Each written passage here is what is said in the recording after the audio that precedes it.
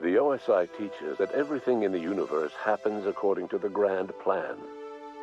But the stranger that arrived in Halcyon was an unplanned variable. From the moment he landed in Emerald Vale, his actions altered the course of history. The events on Tartarus brought about the end of the board's authority. But the board's mistakes would haunt the colony for decades to come. The damage they left behind would require the work of a generation to repair. Dr. Phineas Wells began reviving a handful of the Hope's colonists: engineers, scientists, technicians, and intellectuals. They were among the brightest minds the Earth had ever sent out into the stars. The Hope scientists and engineers woke up in a colony descending headlong into total collapse. With no way to return to Earth, they had no choice but to band together and devote themselves to the cause of saving Halcyon. The people of Halcyon were nothing if not hardy. In the absence of the board's authority, many of the colony's settlements banded together with a single purpose in mind: survival. Life was especially hard in the years to come. Some towns dissolved by attrition and starvation, but most of them found a way to carry on. In the years to come, Halcyon was forced to reckon with its newfound freedom. The board was gone, and for better or worse, the colony was responsible for its own destiny. Between MSI's worker-centric policies and the iconoclast's manpower, Sanjar and Zora were able to rally many of the Terra 2 townships to their cause.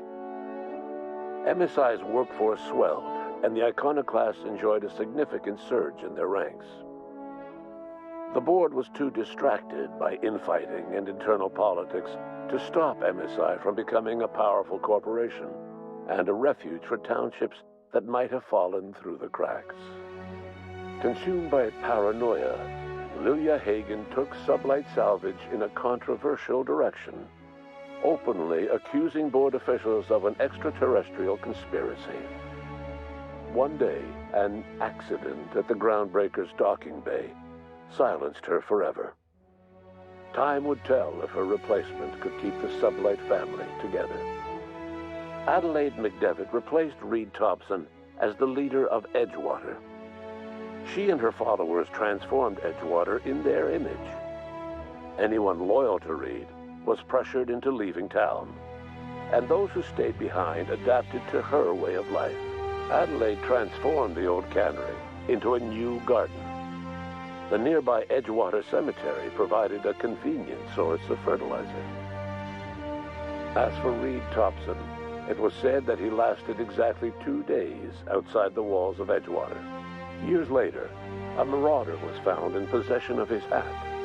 Under the leadership of Junlei Tennyson, the Groundbreaker held firm against corporate influence. The ship's mechanical stability gave Junlei the time to educate a promising generation of engineers schooled in her family's traditions.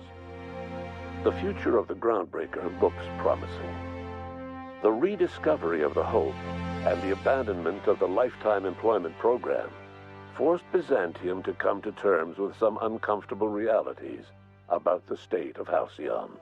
While Byzantines were reluctant to surrender the luxuries they'd grown accustomed to, the board's diminished authority gave them little choice in the matter. Nearly everyone had to learn to make do with less.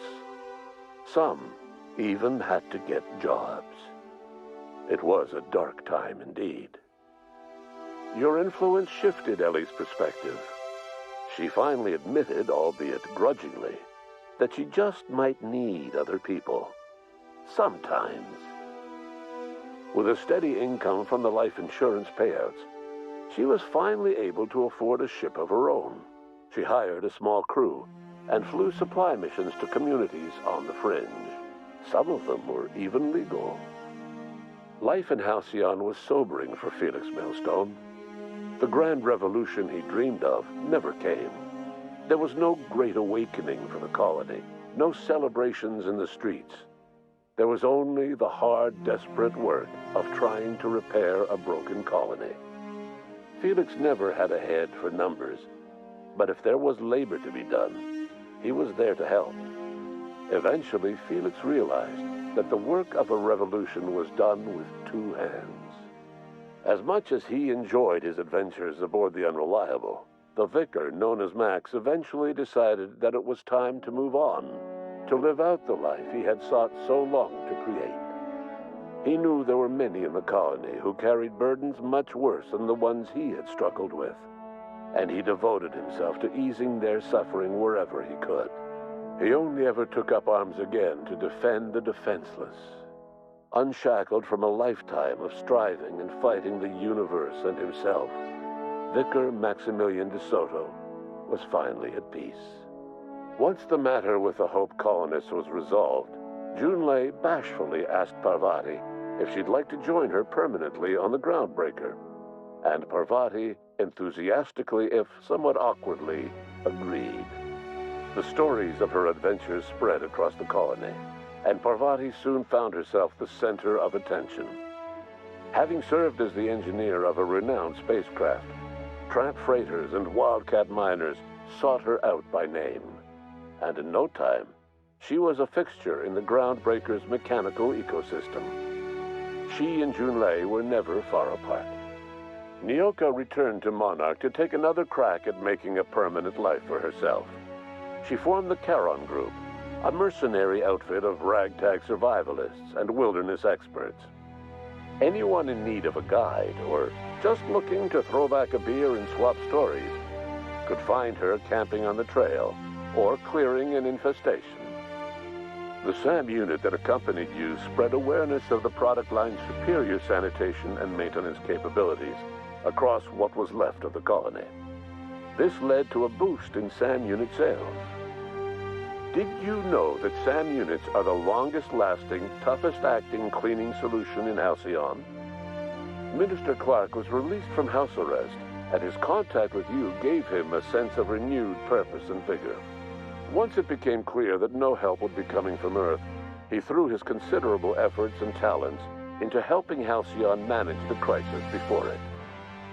It was widely suspected that Sophia Akande was the true power behind Chairman Rockwell. However, after the riots on Tartarus, she was never again seen in the colony. Various theories circulated as to her fate.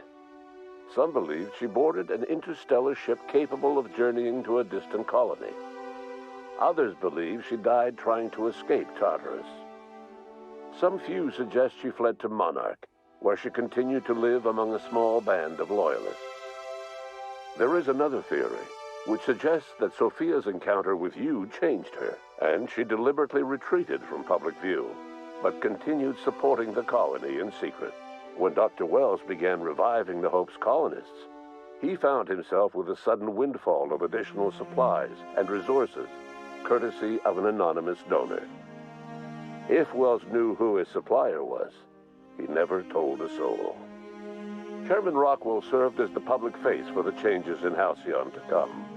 Whenever you needed strings pulled or a voice to sell a policy change, Rockwell was only too happy to oblige. As for Dr. Phineas Wells, he spent his remaining years in his orbital lab.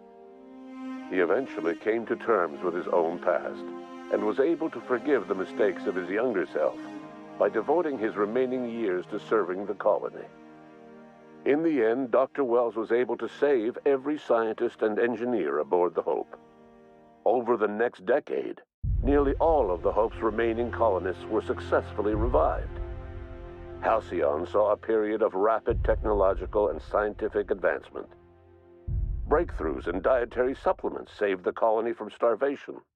Geoengineering projects and social reforms began to change the structure and character of the colony. Dr. Wells laid the groundwork for the project to save the colony, but he would never live to see the fruits of his labor. He passed away a few years later. His work was carried on by the scientists and engineers he revived. Today, Halcyon has stabilized. The people of the colony work hard to adapt to their new circumstances. Nearby colonies send aid and supplies. Life will never be easy in Halcyon, but for the first time in its history, there exists a sense of real, genuine hope about the future.